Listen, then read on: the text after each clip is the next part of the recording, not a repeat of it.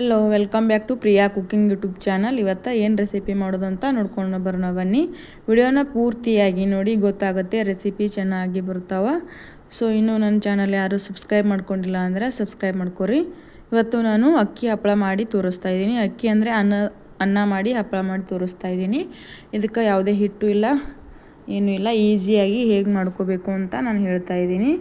ಇದನ್ನು ಕರೆಕ್ಟಾಗಿ ಫಾಲೋ ಮಾಡಿದ್ರೆ ನಿಮ್ಮ ಹಪ್ಪಳ ಚೆನ್ನಾಗಿ ಬರ್ತಾವಂತ ಹೇಳ್ತಾ ಇದ್ದೀನಿ.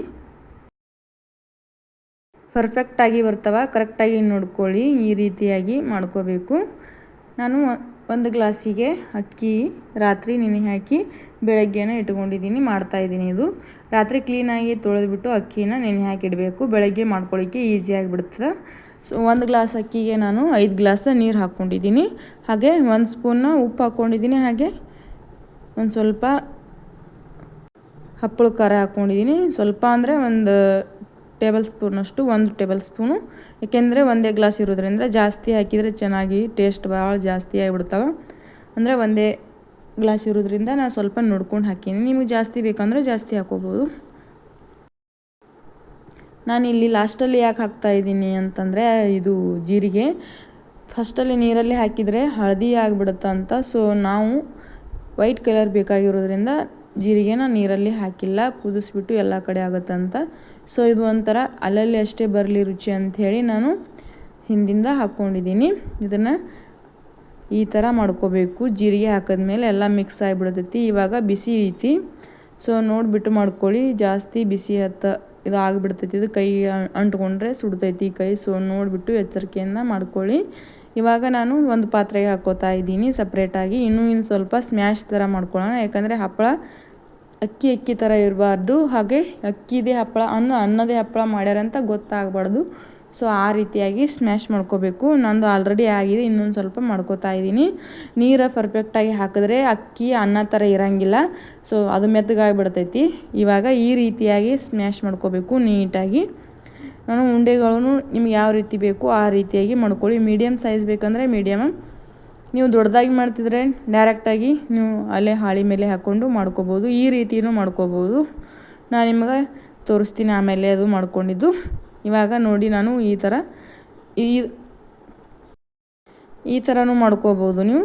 ಸೊ ನಾನು ಫಸ್ಟಿಗೆ ಪ್ಲಾಸ್ಟಿಕ್ ಹಾಳೆನ ತೊಗೊಂಡಿದ್ದೀನಿ. ಸೊ ಅದರಲ್ಲಿ ನೀಟಾಗಿ ಬರಲಿಲ್ಲ ನನಗೆ. ಇವಾಗ ನಾನು ಎಣ್ಣೆ ಪಾಕೆಟ್ ಇರ್ತಾವಲ್ಲ, ಸೊ ಅದನ್ನು ಕಟ್ ಮಾಡಿಬಿಟ್ಟು ತೊಗೊಂಡಿದ್ದೀನಿ. ಇದರಲ್ಲಿ ತುಂಬ ಕರೆಕ್ಟಾಗಿ ಬರ್ತವೆ. ಸೊ ನೀವು ಈ ಹಪ್ಪಳ ಮಷಿನಲ್ಲಾದರೂ ಮಾಡ್ಕೋಬೋದು. ಇಲ್ಲ ಅಂದರೆ ಡೈರೆಕ್ಟಾಗಿ ಅಲ್ಲಿ ಪೇಪರ್ ಹಾಸಿದ್ನಲ್ಲ ನಾನು, ಪ್ಲಾಸ್ಟಿಕ್ ಪೇಪರ್, ಅದ್ರ ಮೇಲೆ ಸ್ವಲ್ಪ ಒಂದು ಉಂಡೆ ಇಟ್ಕೊಂಡು, ಅಂದರೆ ಒಂದು ಉಂಡೆ ಆದರೆ ಉಂಡೆ ಮಾಡ್ಕೊಳ್ಳಿ. ಇಲ್ಲ ಅಂದರೆ ಸ್ಪೂನಲ್ಲಿ ಹಾಕ್ಕೊಂಡು ಮಾಡ್ಕೋಬೋದು ನೀವು ಡೈರೆಕ್ಟಾಗಿ. ನಾನು ತೋರಿಸ್ತೀನಿ ನೋಡಿ ನೀಟಾಗಿ. ಈ ರೀತಿಯಾಗಿ ಇಟ್ಕೊಂಡು ಮಾಡ್ಕೋಬೋದು. ಇಲ್ಲ ಅಂದರೆ ಅದೇ ಹಾಳಿ ಮೇಲೆ ನೀವು ಒಂದು ಪ್ಲೇಟ್ ತೊಗೊಂಡು ಪ್ರೆಸ್ ಮಾಡಿದ್ರೇ ಸಾಕು, ನೀಟಾಗಿ ಬರ್ತಾವೆ. ಮೇಲೆ ಒಂದು ಕೆಳಗೆ ಒಂದು ಇಡೋ ಅವಶ್ಯಕತೆ ಇಲ್ಲ. ಆಲ್ರೆಡಿ ಕೆಳಗಡೆ ಪೇಪರ್ ಇರ್ತೈತಿ. ಇದೊಂದು ಮೇಲೆ ಎಣ್ಣೆ ಪ್ಯಾಕೆಟ್ ಪೇಪರ್ ಹಾಕ್ಕೊಂಡು ನೀವು ಮಾಡ್ಬೋದು. ಇಷ್ಟು ಈಸಿಯಾಗಿ ಮಾಡ್ಬೋದು ಅಂತ ಹೇಳ್ಕೊಟ್ಟಿದ್ದೀನಿ ನೋಡಿ ಕರೆಕ್ಟಾಗಿ. ಇವಾಗ ನಾನು ಮುಂದೆ ಮಾಡಿ ತೋರಿಸ್ತೀನಿ. ಈ ಹಪ್ಪಳ ಪೂರ್ತಿ 1 ವರ್ಷ ಇಟ್ಟರೂ ಏನಾಗೋದಿಲ್ಲ, ಕೆಡಂಗಿಲ್ಲ. ಟೇಸ್ಟ್ ಮಾತ್ರ ಅಂಗಡಿಯಲ್ಲಿ ಸಿಗ್ತಾವಲ್ಲ, ಕುರ್ಕುರೆ ಆಗಲಿ ಏನೇ ಆಗಲಿ ಸ್ನ್ಯಾಕ್ಸ್ ಐಟಮ, ಟೇಸ್ಟ್ ಮಾತ್ರ ಅದೇ ರೀತಿ ಬಂದಿರ್ತಾವೆ. ತುಂಬ ಚೆನ್ನಾಗಿ ಬಂದಿರ್ತವೆ. ನೀವು ಮನೆಯಲ್ಲೇ ಮಾಡಿಕೊಂಡು ವರ್ಷ ಪೂರ್ತಿ ತಿನ್ಬೋದು. ಅಂಗಡಿಯಲ್ಲಿ ಅದು ಹೈಜಿನಿಕಾಗಿ ಮಾಡೋದಿಲ್ಲ, ಸ್ವಚ್ಛ ಇರೋಂಗಿಲ್ಲ. ಸೊ ಅದಕ್ಕೆ ಈ ರೀತಿಯಾಗಿ ನೀವು ಮಾಡಿ ಮನೆಯಲ್ಲಿ ಇಟ್ಕೋಬೋದು.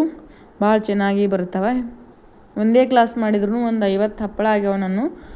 ನೀವು ಮನೆಯಲ್ಲಿ ಟ್ರೈ ಮಾಡಿ. ಏಕೆಂದರೆ 1 kg ಮಾಡಿದ್ರೆ ಜಾಸ್ತಿನೇ ಆಗಿಬಿಡ್ತಾವೆ. ಸೊ ನೀವು ಟ್ರೈ ಮಾಡಿ ನೋಡಿ ಎಷ್ಟು ಈಸಿಯಾಗಿ ಮಾಡ್ಕೋಬೋದು ಅಂತ. ಪ್ಲಾಸ್ಟಿಕ್ ಕವರ್ಗಿಂತ ಈ ಕವರು ನೀಟಾಗಿ ಬರ್ತವೆ. ಇದು ಸ್ವಲ್ಪ ಆರಿದ ಮೇಲೆ ಮಾಡ್ಕೊಳ್ಳಿ ಹಪ್ಪಳ. ಯಾಕಂದರೆ ಬಿಸಿ ಇರೋದ್ರಿಂದ ಪ್ಲಾಸ್ಟಿಕ್ ಯೂಸ್ ಮಾಡಬಾರ್ದು. ಸ್ವಲ್ಪ ಆರಿದ ಮೇಲೇ ಹಾಕ್ಕೋಬೇಕು. ಇಲ್ಲಾಂದರೆ ಈ ರೀತಿ ನಿಮಗೆ ಕಷ್ಟ ಆಗ್ತಿತ್ತು ಅಂತಂದರೆ ಅದ್ರ ಮೇಲೆ ಹಾಕ್ಕೊಂಡು ಆ ರೀತಿಯಾಗಿ ಮಾಡಿ. ಹಾಗೆ ನಿಮಗೆ ಇಷ್ಟ ಆಗಲಿಲ್ಲ ಅಂದರೆ ಯಾವ ರೀತಿ ಮಾಡ್ಬೋದಿತ್ತು, ಮತ್ತು ಇನ್ನೇನು ಆ್ಯಡ್ ಮಾಡ್ಬೋದಿತ್ತು ಅಂತ ನೀವು ಹಾಗೆ ಕಮೆಂಟಲ್ಲಿ ತಿಳಿಸಿ. ನೀವು ಯಾವ ರೀತಿ ಮಾಡಿದ್ದೀರಾ ಅಂತ ಹಪ್ಪಳನ ನನಗೆ ಕಮೆಂಟ್ ಮಾಡಿ. ಹಾಗೆ ಇದು ಇಷ್ಟ ಆಗಿದರೆ ನೀವು ವಿಡಿಯೋನ ಲೈಕ್ ಮಾಡಿ, ಶೇರ್ ಮಾಡಿ, ಹಾಗೆ ಸಬ್ಸ್ಕ್ರೈಬ್ ಮಾಡ್ಕೊಳ್ಳಿ. ಹಾಗೇ ನೋಡಬೇಡಿ ವಿಡಿಯೋನ, ಪ್ಲೀಸ್ ಸಬ್ಸ್ಕ್ರೈಬ್ ಮಾಡಿಕೊಂಡು ನೋಡಿ.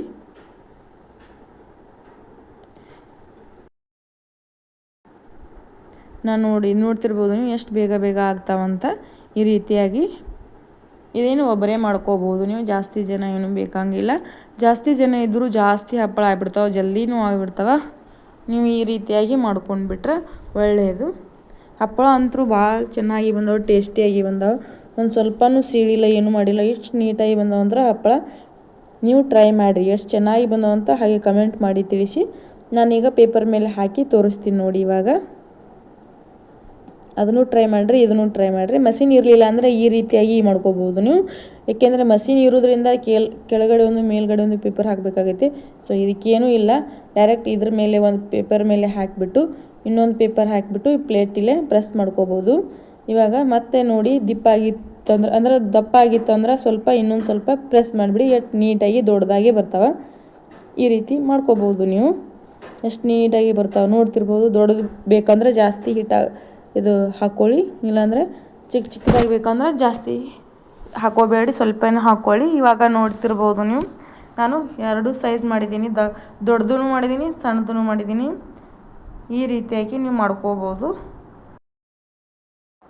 ಈ ರೀತಿ ನಾನು ಮನೆಯಲ್ಲೇ ಒಂದಿನ ಒಣಗಿಸಿ ಇಟ್ಟಿದ್ದೀನಿ, ಯಾಕಂದರೆ ಬಿಸಿಲು ಜಾಸ್ತಿ ಇರೋದ್ರಿಂದ ಸೀಳೋ ಚಾನ್ಸಸ್ ಇರ್ತವೆ. ಆಮೇಲೆ ಮರುದಿವ್ಸ ಒಂದು ದಿವಸ ಬಿಸಿಲಲ್ಲಿ ಹಾಕಿದ್ದೀನಿ. ಮನೆಯಲ್ಲೇ ಒಣಗಿದವು, ನೀಟಾಗ್ಯವು, ತಾನಾಗೆ ಎದ್ದಿದ್ದು ಪೇಪರ್ ಮೇಲಿಂದ. ಒಂದು ದಿವಸ ಬಿಸಿಲಿಗೆ ಹಾಕಿಬಿಟ್ಟು ಈಗ ಡಬ್ಬಿಯಲ್ಲಿ ಹಾಕಿಟ್ರೆ ನೀವು 1 ವರ್ಷ ಪೂರ್ತಿ ತಿನ್ಬೋದು. ಹಾಗೆ ಇದು ಹಪ್ಪಳ ಡಬಲ್ ಆಗಿಬಿಡ್ತೈತಿ, ಅಂದ್ರೆ ಸಣ್ಣದಿದ್ರೂ ಅದರ ಡಬಲ್ ಆಗಿಬಿಡ್ತದೆ ಅಂತ ಹೇಳ್ತಾ ಇದ್ದೀನಿ. ಭಾಳ ಕ್ರಿಸ್ಪಿಯಾಗಿ, ಅಂದ್ರೆ ಗಟ್ಟಿನೂ ಬಂದಿಲ್ಲ, ಭಾಳ ಚೆನ್ನಾಗಿ ಬಂದವ. ನೀವು ಟ್ರೈ ಮಾಡಿ. ನೀವು ಎಣ್ಣೆ ಕಾದ್ಮೇಲೆ ತೋರಿಸ್ತಾ ಇದ್ದೀನಿ ನೋಡಿ. ನಾನು ಇನ್ನು ಕಡೆ ಫಸ್ಟಲ್ಲಿ ಒಂದು ಸ್ವಲ್ಪ ಎಣ್ಣೆ ಬಿಸಿಯಾಗಿರಲಿಲ್ಲ, ಸೊ ಎಣ್ಣೆ ಸ್ವಲ್ಪ ಬಿಸಿ ಮಾಡಿಕೊಂಡು ಹಾಕಿ, ಅಂದರೆ ಜಾಸ್ತಿ ಬಿಸಿ ಆಗಬಾರ್ದು, ಯಾಕಂದರೆ ಕಲರ್ ಚೇಂಜ್ ಆಗೋದು, ಟೇಸ್ಟ್ನೂ ಚೇಂಜ್ ಬರ್ತೈತಿ. ನೋಡ್ತಿರ್ಬೋದು ನೀವು ಎಷ್ಟು ದೊಡ್ಡ ದೊಡ್ಡ ಹಪ್ಪಳ ಬರ್ತಾವಂತ. ಈ ರೀತಿ ಮಾಡಿಕೊಂಡು ನೀವು ಟ್ರೈ ಮಾಡಿ. ಈ ವಿಡಿಯೋನ ಇಷ್ಟ ಆದರೆ ಲೈಕ್ ಮಾಡಿ, ಶೇರ್ ಮಾಡಿ. ಹಾಗೆ ಹೊಸದಾಗಿ ನೋಡೋರು ಸಬ್ಸ್ಕ್ರೈಬ್ ಮಾಡಿಕೊಂಡು ನೋಡಿ. ನೆಕ್ಸ್ಟ್ ಮತ್ತೊಂದು ವಿಡಿಯೋಗೆ ಸಿಗೋಣ. ನಿಮಗೆ ಯಾವ ರೆಸಿಪಿ ಬೇಕು ಅಂತ ಕಮೆಂಟ್ ಮಾಡಿ. ರೆಸಿಪಿ ಈಸಿ ಅನಿಸಿದರೆ ಕಮೆಂಟ್ ಮಾಡಿ. ಹೇಗೆ ಬಂದಿದೆ ಅಂತ ಹಪ್ಪಳ ನೀವು ಟ್ರೈ ಮಾಡಿ. ನೋಡ್ತಿರ್ಬೋದು ನೀವು ಎಷ್ಟು ದೊಡ್ಡ ಆಗಿದಾವೆ ಹಪ್ಪಳ. ಎಣ್ಣೆಯಲ್ಲಿ ಹಾಕಿದ್ಮೇಲೆ ಅಷ್ಟು ದೀಪ ಮಾಡಿಲ್ಲ, ನಾನು ತೆಳ್ಳಗೆ ಮಾಡ್ಕೊಂಡಿದ್ದೀನಿ. ನೋಡ್ತಿರ್ಬೋದು ನೀವು. ಆಗ ತೋರಿಸ್ತೀನಿ ನೋಡಿ ಎಷ್ಟು ಚೆನ್ನಾಗಿ ಬಂದಿದೆ ಅಂತ.